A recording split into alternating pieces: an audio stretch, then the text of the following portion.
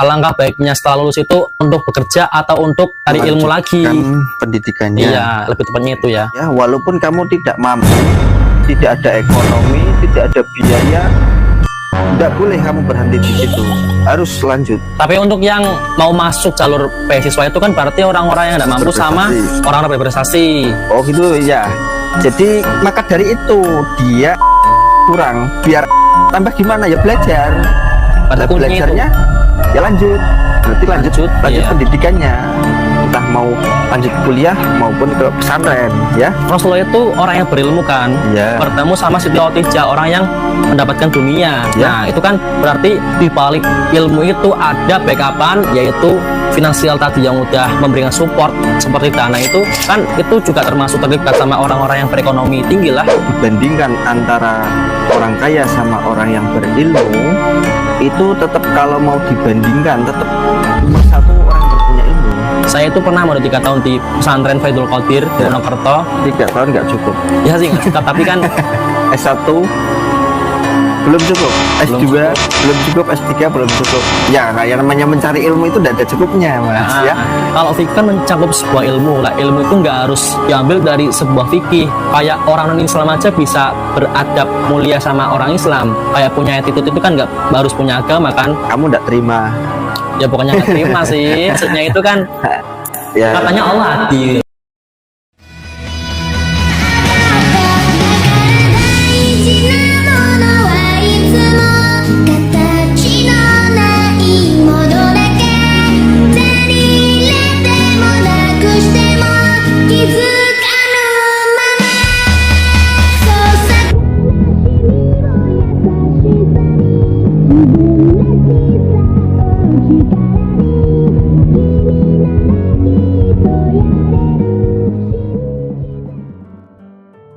Assalamualaikum warahmatullahi wabarakatuh. Waalaikumsalam warahmatullahi wabarakatuh. Jadi buat video kali ini kita akan membahas yang bertemakan bagaimana cara kita memandang kehidupan setelah lulus dari pendidikan. Nah, ngomong-ngomong pendidikan, kita kan sekarang lagi di sekolah SMA ya, sekolah menengah atas. Nah, setelah lulus dari SMA itu alangkah baiknya mengambil pekerjaan atau untuk mondok saja, Pak? Maksudnya mau meneruskan pendidikannya gitu ya? Iya. Mau lanjut atau mau bekerja? Iya begitu. Setelah lulus SMA atau kuliah? SMA, karena kita lagi mencangkup untuk yang siswa, bukan untuk mahasiswa ya. Kenapa kamu tanya harus mau bekerja? Ya lanjut. Karena saya itu bingung melihat dari kategori latar belakang orang-orang beda-beda ya. Kalau dari saya itu kan orang sederhana lah, yang penting cukup untuk makan sehari-hari. Namun ada orang, teman-teman yang memang nggak punya ekonomi untuk melanjutkan, terus dia bekerja gitu ya? Apa gimana? Tapi sebelum kita menuju ke topik pembahasan, kita perkenalan dulu ya. Saya Muhammad Firmanatli dari siswa MA Rifai Ketunguni kelas 3. Dan nanti ini tuh aku masih bingung ya, masih hilang arah, mau kemana arahnya, saya mau bekerja atau mau kuliah. Dan ini saya langsung bawakan narasumber yang paling tepat, Kak. Gitu ya? Iya. Narasumber. Oke, kita gimana? Kita perkenalan dulu. Oh, perkenalan dulu. Oke, namanya saya M. Rahmatullah ya, dari Pekalongan, Gedung Budi Paisan. Oke, terima kasih. Beliau ini termasuk guru di sekolahan kami ya. Bapak ini ngajar apa kalau boleh tahu? Ngajar pelajaran fikih. Iya, fikih yang mencangkup apa itu, Kak? Mencakup semua ilmu ibadah, ilmu muamalah, ilmu munakahah. Boleh dikasih tahu itu bahasa apa itu muamalah? Ibadah itu ya ibadah, semua mencakup ibadah, dari awal ibadah yang fikih yang sifatnya sholat ya, sholat puasa, zakat, haji ya. Iya. Kemudian transaksi manusia, muamalah ikutnya jual beli ya. Kemudian ahwalus asyah atau munakahah, kekeluargaan, menikah dan seterusnya gitu ya. Berarti saya simpulkan fikih itu berarti mencakup semua yang ada di dunia, kayak akhlak, terus ilmu-ilmu kayak 5 rukun Islam yang mencakup dari syahadat, sholat, zakat, ya, puasa, semuanya itu ya. Itu Itu kena semua ya berarti ya. Kena fikih. Anda mau bisnis pun ya kena fikih, kena hukum-hukum fikih. Iya. Anda menjalani hidup pun ya pasti kena hukum-hukum fikih, baik secara sosial maupun secara kultural. Oke. Pasti itu ya. Iya pasti. Oke, kita kembali ke topik pembahasan. Yang mau ditanyakan Iya. apa ini? Saya tuh mau bertanya nih ya, karena saya ini setengah tahun lagi itu bakalan merambah ke arah Lulus sekolah Lulus, gitu ya. ya. Terus saya ini kan basicnya itu kan ada di programmer, kayak di editing, kayak lebih Semua apa? tepatnya digital marketing ya. ya, Karena saya itu masih bingung, saya mau bertanya nih, ya nggak apa-apa bertanya. alangkah baiknya setelah lulus itu baiknya itu untuk bekerja atau untuk cari ilmu lagi? Melanjutkan pendidikannya. Iya, lebih tepatnya itu ya. Oke, siap. Terima kasih atas pertanyaannya. Jadi pertama-tama ya kita akan menjawab. Jadi kita itu mencari ilmu itu kan dalilnya sudah sangat jelas dan dalilnya banyak sekali ya tentang Iya. masalah mencari ilmu itu. Yang paling tepat Anda lulus setelah SMA itu ya tetap lanjut pendidikannya, baik Oh, mau iya. formal maupun ke pesantren. Yang penting jangan berhenti kamu diam di tempat atau bekerja saja, walaupun kamu tidak mampu, tidak ada ekonomi, tidak ada biaya, tidak boleh kamu berhenti di situ. Harus lanjut pendidikan ya. Tidak ada alasan ekonomi atau tidak mampu, tidak ada. Zaman sekarang tidak ada alasannya. Beasiswa banyak ya di negara kita Indonesia ini, banyak kan. Iya. Prestasi. Kalau tidak punya prestasi, banyak beasiswa miskin juga pakai jalur itu ya. Iya. Apalagi pesantren-pesantren swasta itu yang masih pengen santri, ya itu gratisan juga bisa. Gitu ya. Tapi untuk yang mau masuk jalur beasiswa itu kan berarti orang-orang yang tidak mampu sama Berprestasi. orang-orang berprestasi. Kalau orangnya itu benar-benar standar doang, kayak Terus tidak dalam mau pelajaran kepingin itu gitu. biasa-biasa saja. Terus dalam bersosial itu enggak sampai temannya itu banyak. Yang pertama itu orang sering menyendiri, dan juga pastinya buat di pelajaran kurang lah. Atau SDM-nya kurang gitu ya. Iya, pokoknya SDM-nya itu kurang. Oh gitu ya. Jadi maka dari itu dia SDM-nya kurang. Biar SDM-nya tambah gimana ya, belajar. Pada Nah, kuncinya belajarnya ya lanjut. Berarti lanjut Iya. pendidikannya. Entah mau lanjut kuliah maupun ke pesantren ya. Gitu. Jangan berhenti di tempat. Berhenti di tempat artinya atau dia bekerja. Jangan, nggak boleh. Nggak ada perintah bekerja di umur segitu. Karena perintah bekerja nafkah wajib itu ketika dia sudah punya beban, dia sudah punya kewajiban memberi nafkah. Sedangkan umur SMA, umur setelah kuliah itu dia mau memberi nafkah siapa? Dia belum Iya. punya istri, belum punya anak. Iya sih. Jadi tidak ada kewajiban. Yang ada berarti taklifnya itu dia mencari ilmu. Taklifnya di situ, ya. Iya.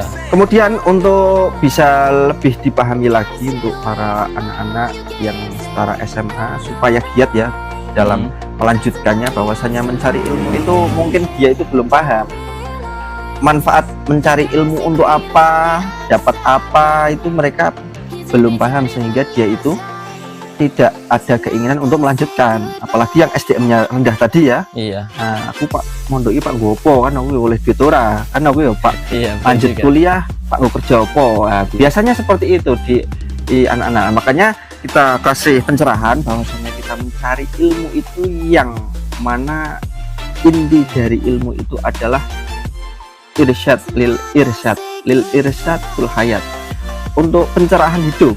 Nah, atau untuk jalan hidup. Kita akan menjalani hidup masa depan itu, kita akan menjumpai beberapa masa yang masa itu memang dibutuhkan ilmu. Ini biar para SDM-nya yang kurang biar paham ya. Iya. Kita akan nikah. Nah, Habis nikah kita akan punya anak banyak. iya, pastinya bakal punya rezeki. Nah, berarti kan kita akan menjadi pemimpin keluarga. Iya.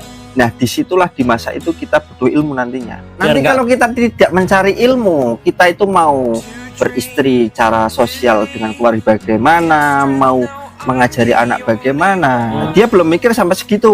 Dia mikirnya dapat apa, Iya. dapat uang jajan apa pulsa gitu aja kan.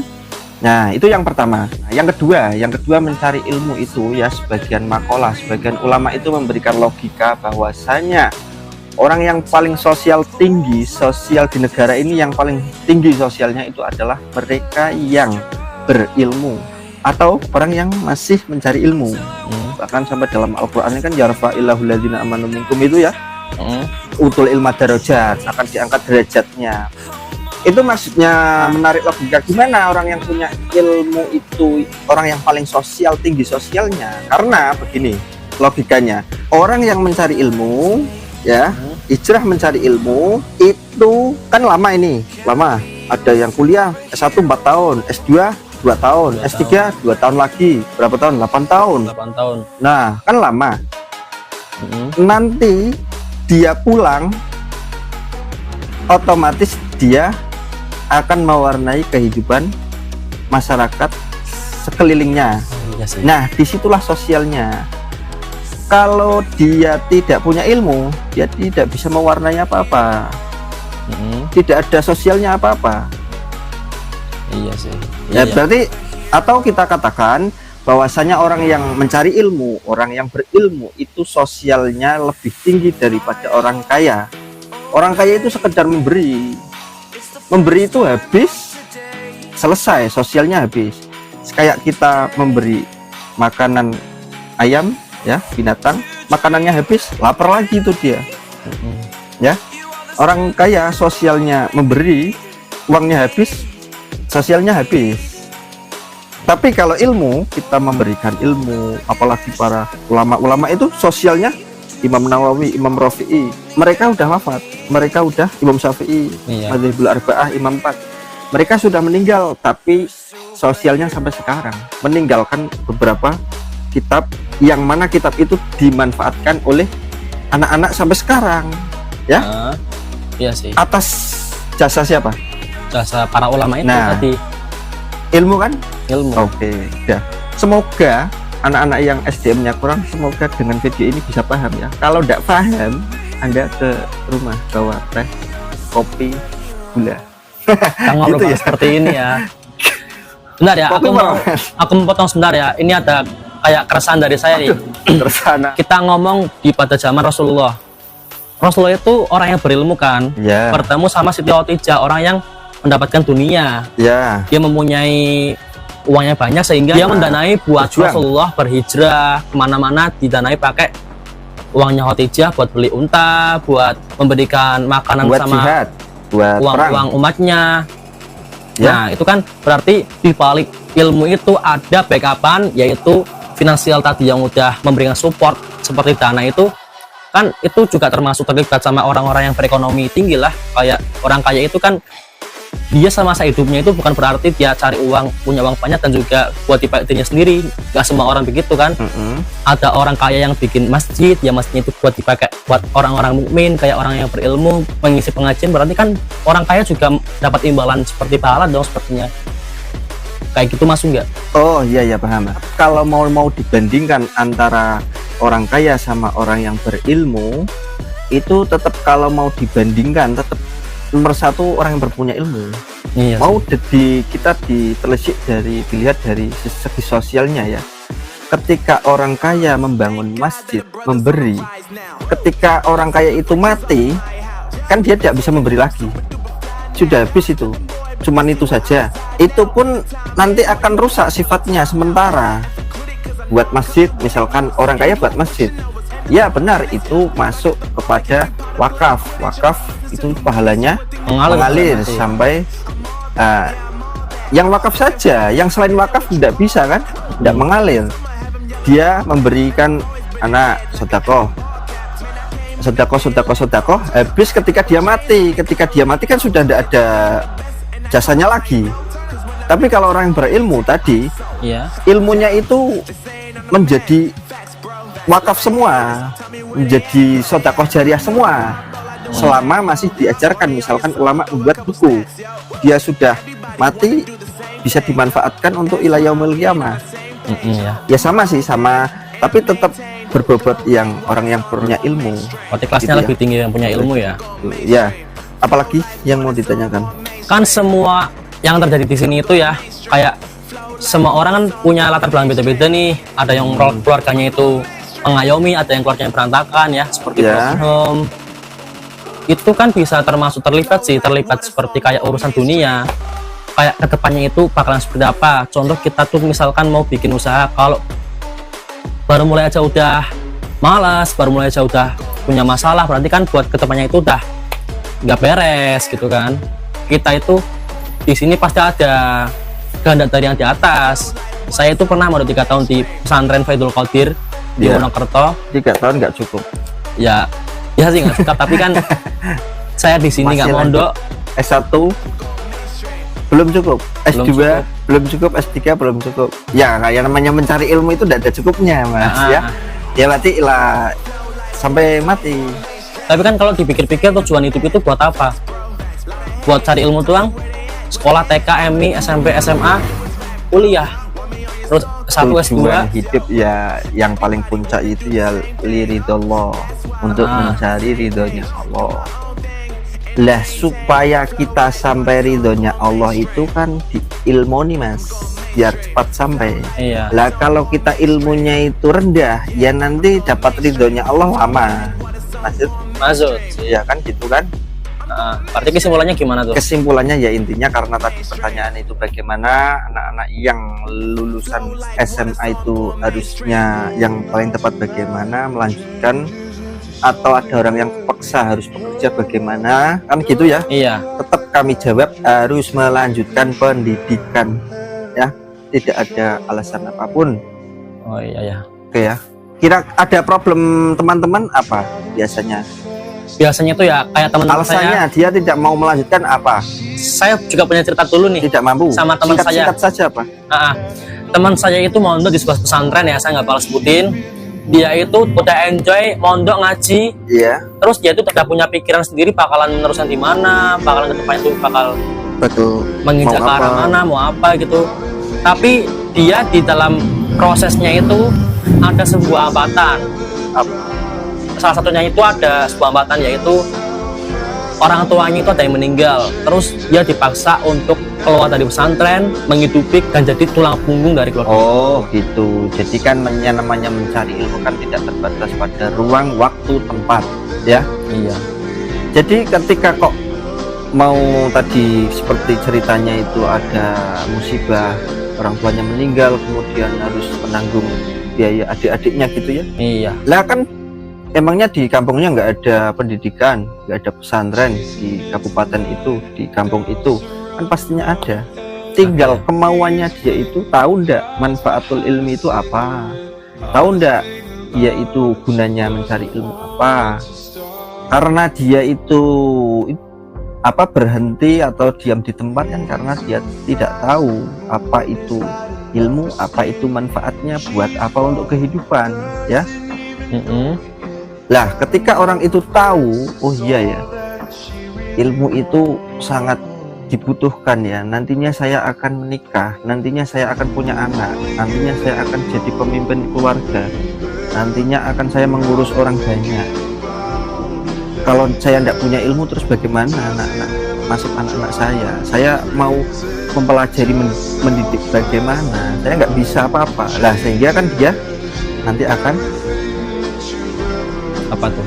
Nanti akan ada kesemangatan untuk melanjutkan itu ya. Iya. Ya. Berarti semua itu mencakup fikih yang tadi udah dibahas. Dan kalau fikih kan mencakup sebuah ilmu lah. Ilmu itu nggak harus diambil dari sebuah fikih. Kayak orang non-Islam aja bisa beradab mulia sama orang Islam. Kayak punya attitude itu kan nggak harus punya agama kan.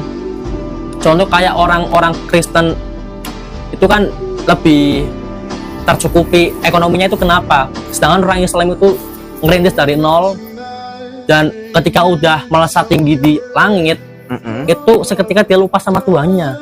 Itu faktor apa kalau boleh tahu Pak? Kalau orang Kristen malah sukses-sukses, tapi kalau orang Islam itu biasa-biasa aja. Oh, kenapa? Kenapa? Kamu tidak terima?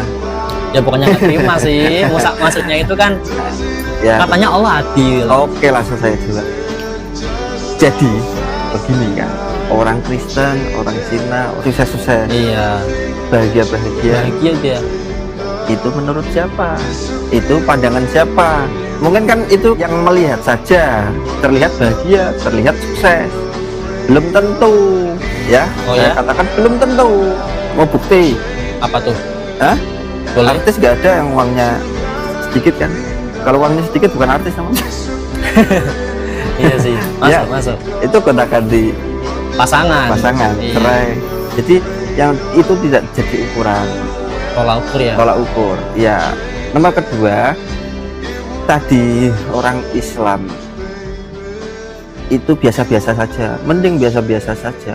Orang Islam kesulitan dalam bekerja itu malah itu yang hebat, itu malah yang bagus.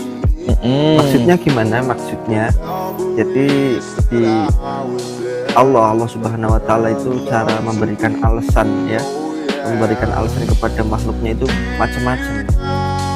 Mau dijadikan bahagia ya lewat jalur apa itu macam-macam lewatnya.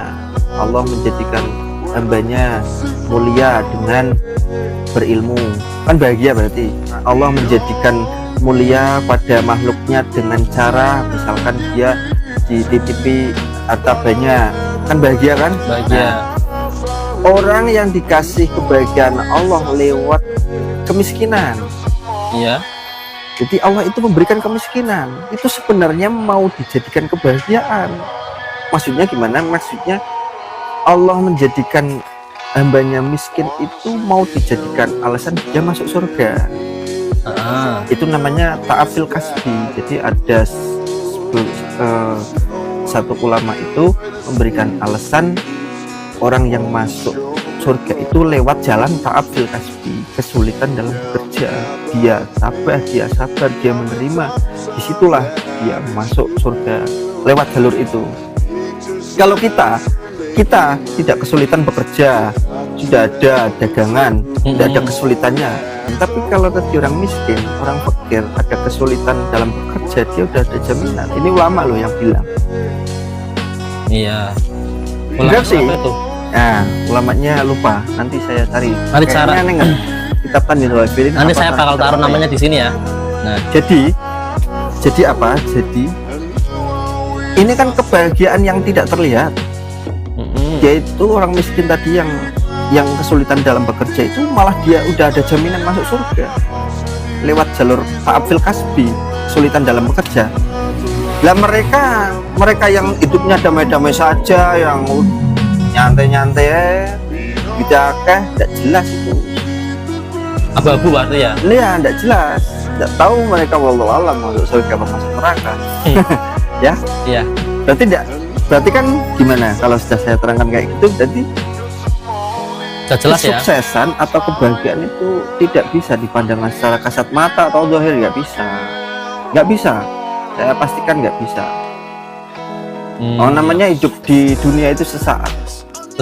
Wal akhir al akbal. Jadi kita hidup dunia itu semakin sempit ya, semakin sempit kan umurnya kita kan semakin habis ya. Semakin habis. Lah nanti wal akhiratul akbal, akhirat itu akan datang, itu waktunya semakin panjang. Ya, Jangka panjang ya. Dan mungkin ada kesimpulannya buat tadi kita bercerita panjang lebar. iya. Simpulkan aja buat. Simpulkan. Iya. Oke, yang penting Sedikit yang aja. pertama, jadi kalian harus semangat dalam cari ilmu, pendidikan, baik pendidikan formal maupun pesantren ya. Tidak ada batasnya ya. S1, S2, S3, doktor, profesor, lanjut lagi ya. Kalau masih dikasih kesempatan ya. Iya. Kalau tidak ya nanti nggak apa-apa Allah kan. alam. Tempatnya banyak mencari ilmu ya, nggak harus lewat jenjang itu. Yang kedua, bahwasanya kamu jangan banyak tulul amal. Tulul amal itu berpikir yang panjang. Berpikir yang panjang itu nanti 10 tahun lagi mau apa, mau gimana. Nah, itu yang menjadikan kamu semakin suram. Semakin ngedrop. Ya, semakin suram. Jalani sesuai jalannya. Itu yang kedua, jangan banyak tulul amal, angan-angan hidup. Yang nomor tiga, Ya. yang nomor tiga, bahwasanya tadi yang pertanyaan terakhir, bahwasanya kebahagiaan hakikatul bahagia berarti ya, hakikatul khair, yaitu fil akhirah. Hakikat kebahagiaan itu ya di akhirat, bukan di dunia. Jadi Tidak ada kita mencari kesuksesan di dunia.